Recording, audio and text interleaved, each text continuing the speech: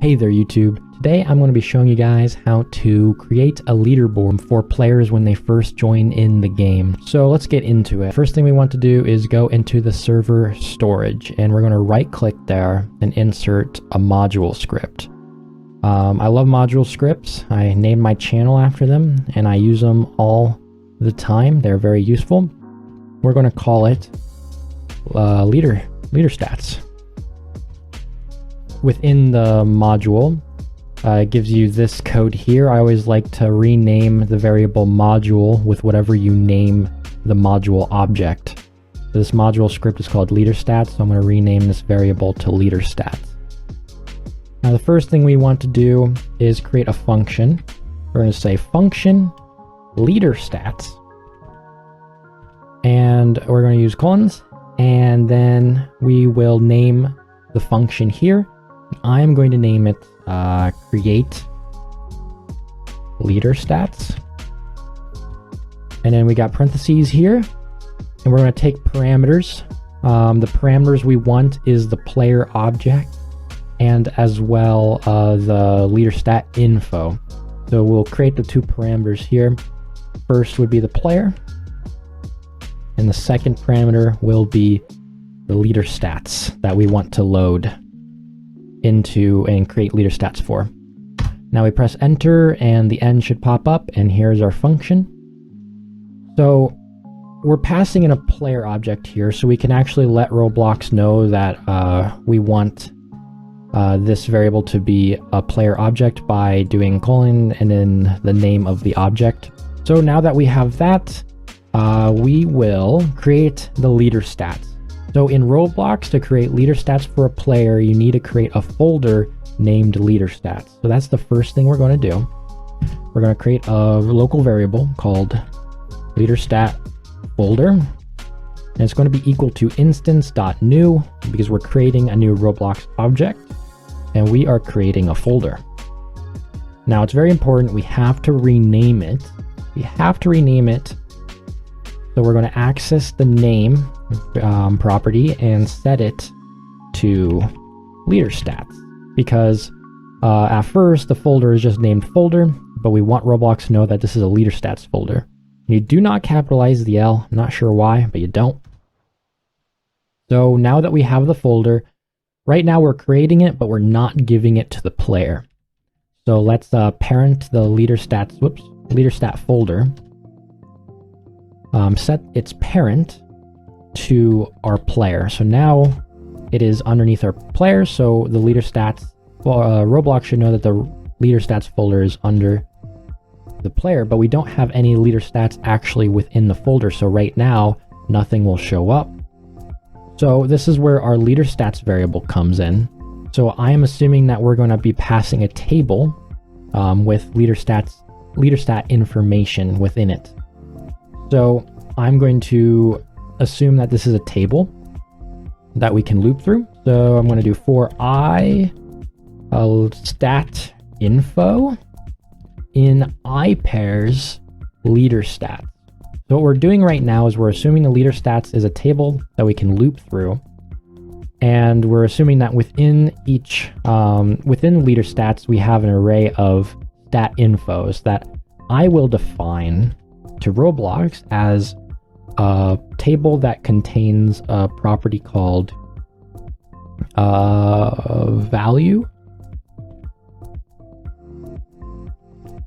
That's a string, or actually name, that's a string, and a value that is any type.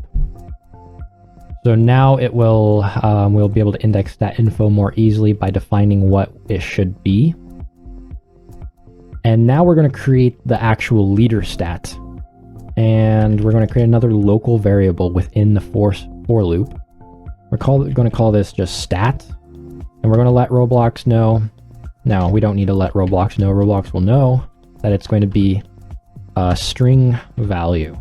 So we're just going to create, to make this very simple, we're just going to use string values only within this leaderstat board. However, you could use int values, number values, You can put other values in there, I believe, as well, but we're just going to make it easy and go string value. So if we even put in a number within our leader stats, it will just be converted to a string. So that's the stat, it's a string value. And now we're going to set the name of the stat. So stat.name is equal to the stat info we're currently indexing in this for loop. And we're going to set it to stat info.name. And then we're going to do the same thing with its value. Stat value equals stat info dot value. And those pop up as options because we defined what a stat value should be up here. Now we've created the stat, but now we need to parent it to the leader stat folder so it's actually within the folder. So then it will actually show up on screen. So that's as easy as stat.parent equals leader stat folder. And that should do it for our function. This should create the leader stats. So this is a perfect time to go and test the code. So to test this code, I'm going to go into the server script service at the right, and I'm going to insert script. Within the script, we're going to access the players service. And to get that, we're just going to do game get service players. And the player service has an event that runs when a player joins the game. It's called player added.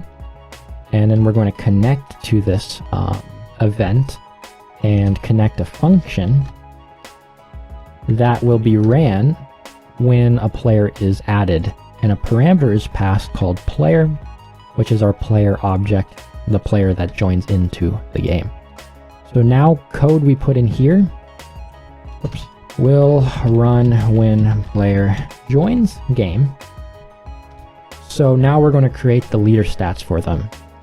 Since we created a module script called Leaderstats in the server storage, we're going to create a variable at the top here to get it. We're going to require it. We're going to create a local variable called Leaderstats, and it's going to be equal to game.serverStorage, where we parented the module script. And we're going to index the leader stats. However, I forgot to encapsulate this with the require function. And this is how we pull our module script that we created. And luckily, Roblox will automatically help us when we index things. Like when I do a colon, it automatically pops up the function we created within the leader stats module. So we want to create leader stats, and we're going to pass the player, but we also need to create the leader stats that will be actually created. So we're going to add a comma here and add our second parameter, and we're going to create a table. I want to press enter here, so then the table is enlarged like this, and we can create the table within this little gap that's created. And since we made the loop assume that there were tables inside that had info on the name and the value of the leader stat. So as an example, the name of this stat will be level, and its value will be 1, just to start off the player. And we're going to create another one by just adding a comma and creating another table, and I just pasted the other one from before. I'm going to call this one, I don't know, coins. Let's imagine our game has a coin value, and we're going to set that to 0 as the initial value. And from what I assume that if we run this code, it should create a leaderboard now. So let's go make sure that it does indeed work. And it does. You can see that at the top right here, it does create the level and the coins in our leaderboard. So what we want to do now is, we're not done because we will want to index these values later. So I'm going to go back into the Leaderstats module script. I'm going to create another function right below the one we created before. And this one is going to be called get leader stat. Whoa, I didn't capitalize that correctly. Leader stat. And we're going to take in a player as a parameter. Oops. And we're also going to take in a stat name parameter that is a string. So what this function will do is we'll specify a player and a stat name that we want to retrieve, and it will just return that value, or not the value itself, but the instance, the string value object, so we can manipulate it as well. So let's first create a variable called Leaderstats. First, we want to make sure that the Leaderstats exist. So we're going to do player, find first child, and we're going to look for an object within the player called Leaderstats. And if it doesn't exist, this will return nil or nothing. And now we're going to create a local variable called stat. And it's going to be, I'm going to let Roblox know that it's going to be a string value. And that is equal to Leaderstats and Leaderstats find first child stat name, or nil. You might be confused by this line. It's not typically seen in programming languages, the way this and or is set up, but I'll explain what it does. This line here first checks to see, does Leaderstats exist? And if it does, then this local variable will be set to this, what this line equals. If it doesn't find a Leaderstats folder, it will just set the value to nil. You can kind of see it as if this, then this, else this. It's the same type of logic, but it's in one line and easier to, well, just less lines. Maybe not easier to read, but we're going to return it, I guess. That's all we got to do is return the stat. I'm also going to let Roblox know that this function itself is going to return a string value as well, so it's easier for us to manipulate later. So now that we have this variable, or this function created, let's go test it out.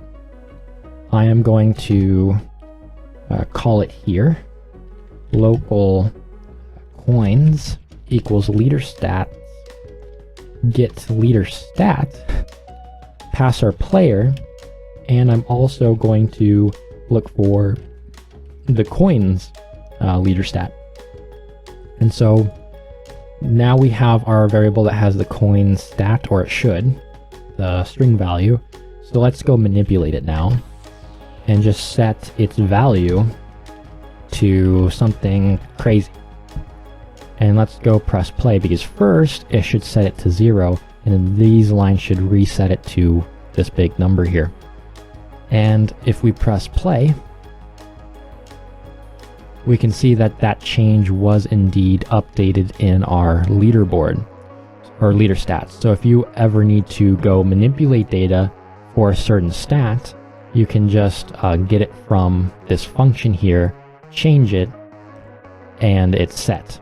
The final thing we should do is make it so that we can get the info of the Leaderstats in order to save it when a player leaves the game.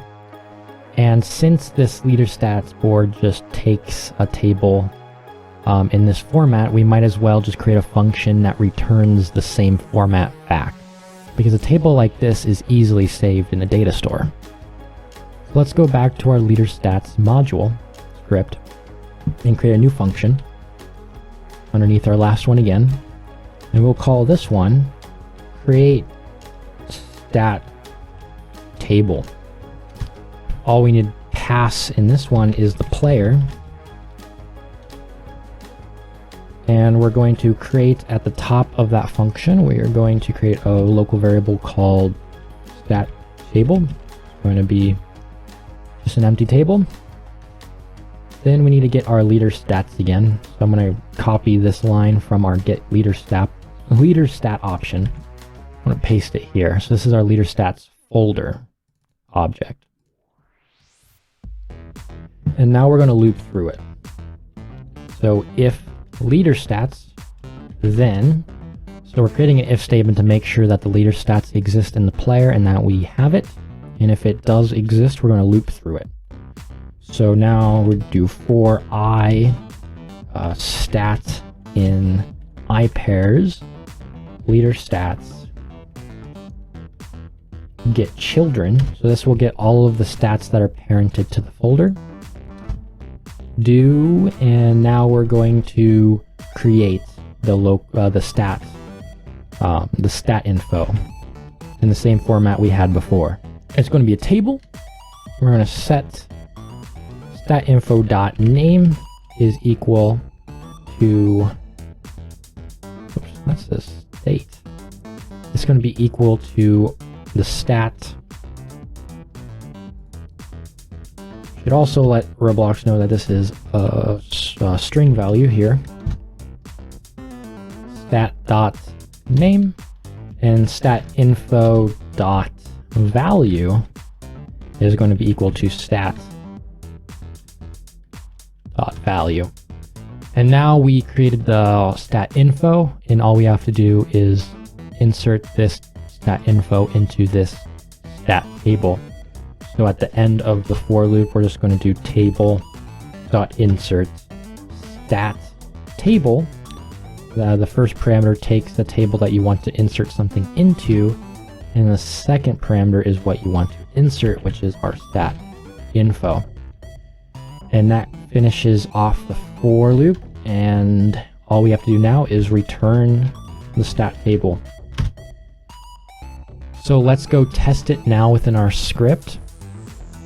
We're going to create another local variable called stat table, and it's going to be equal to Leaderstats get create stat table, and we just pass in our player. Let's just loop through the stat table for I stat info in I pairs stat table. Do, we're just going to print out I stat info dot name and stat info dot value. And let's play the game, look at the output, and make sure that it's running correctly. My output bar is not at the bottom. That's important. So I'm going to go to the view tab at the top here and click the output button so then it appears. And in our output, it printed out the level and the coins. And so that is working as well. So what you would be able to do is when someone leaves the game, you would just create the stat table, save the stat table into a data store, and then when they rejoin, you would load that and get the stat table from there. And instead of creating a leader stat like this, you would just pass in the variable stat table that you would retrieve from the data store if it existed. But if it doesn't exist, then you would create it like we have here. So that is the end of this tutorial. I hope you liked it and learned something from it, and I'll see you guys in the next tutorial. See ya.